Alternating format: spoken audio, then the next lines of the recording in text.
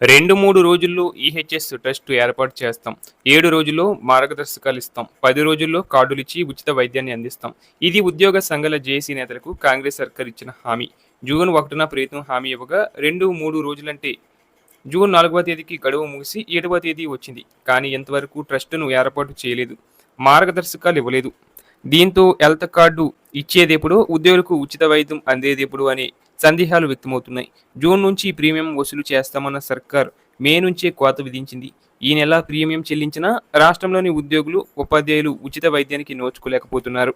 Health కార్డుల కోసం రాష్ట్రంలోని ఉద్యోగులు, పెన్షనర్లకు ఎదురుచూపులు తప్పడం లేదు.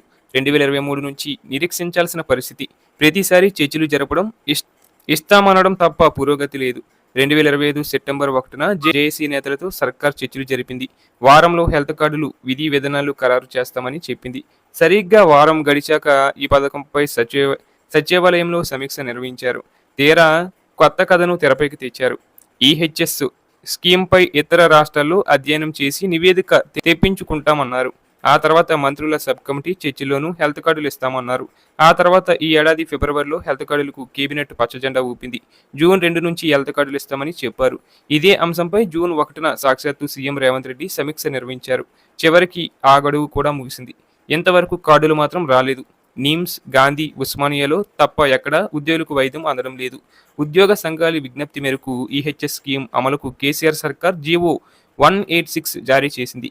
అంతలోనే ప్రభుత్వం మారింది. కాంగ్రెస్ సర్కార్ కేవలం మార్గదర్శకాల జీవో ఇచ్చి ఉద్యోగులు, సర్కార్ వాటాను ట్రస్టులో జమ చేయడం, కార్డులు ఇచ్చి వైద్యం అందించడం మాత్రమే మిగిలింది. ఈ 2 పనుల కోసం 2 ఏళ్లు దాటినా ముందడుగు పడకపోవడం గమనార్థం. ఇప్పటికీ అభ్యంతరాలు. జూనియర్ ఉద్యోగులకు మాత్రమే ఈ కార్డు లభించనుంది. సీనియర్లకు పెద్దగా ఉపయోగం లేదు. జూనియర్ల చెల్లింపు ప్రీమియం తక్కువగా ఉండగా ఇంట్లో అర్హులైన అందరికీ హెల్త్ కార్డు వర్తిస్తుంది. అదే రిటైర్మెంట్కు దగ్గరగా ఉన్నవారు చెల్లించే ప్రీమియం అధికంగా ఉంటుంది. పైగా భార్యాభర్తలిద్దరికే వర్తిస్తుంది. ఉద్యోగుల మూల వేతనం నుంచి 1.5% ప్రీమియంగా వసూలు చేస్తున్నారు. దీనికి బదులుగా కుటుంబ ఆధారిత విరాళాన్ని ఉద్యోగ సంఘాల నేతలు కొందరు ప్రతిపాదిస్తున్నారు. కుటుంబ సభ్యుల సంఖ్యను బట్టి విరాళాన్ని నిర్ణయించాలనేది వారి వాదన. ఒకవేళ 1.5% కోత విధిస్తే వయోపరిమితి ఉండకుండా చూడాలని కోరుచున్నారు. కేంద్ర ప్రభుత్వం 3 అంచెల విరాళాన్ని అమలు చేస్తున్నారు. గేటెడ్, నాన్ గేటెడ్తో పాటు ఆప్షన్ బెస్ట్ కంట్రిబ్యూషన్ విధానాన్ని అనుసరించాలని కొందరు పేర్కొంటున్నారు. అలాగే ఆరోగ్యశ్రీ బకాయిలు 120 కోట్లున్నాయి. వీటిని చెల్లించాలని దవాఖానాల యజమానులు కోరుతున్నారు. వీటిని చెల్లిస్తేనే ఈహెచ్ఎస్పై ముందడుగు పడే అవకాశం ఉంది. అలాగే ఎంప్లాయీస్ హెల్త్ కేర్ ట్రస్ట్లో పెన్షనర్ల నుంచి 6 ట్రస్టీలను నియమించాలని తెలంగాణ ప్రభుత్వ పెన్షనర్దారుల సంయుక్త కార్యాచరణ జేఏసీ డిమాండ్ చేసింది. ఈ స్కీమ్లో చేరాలా వద్దా అనే ఆప్షన్ ఇవ్వాలని, బలవంతంగా చేర్చరాదని కోరింది. JAC chairman K Lakshmaiah, secretary general Tulasi Satyanarayana శనివారం సీఎస్ రామకృష్ణారావును కలిసి వినతి పత్రం సమర్పించారు.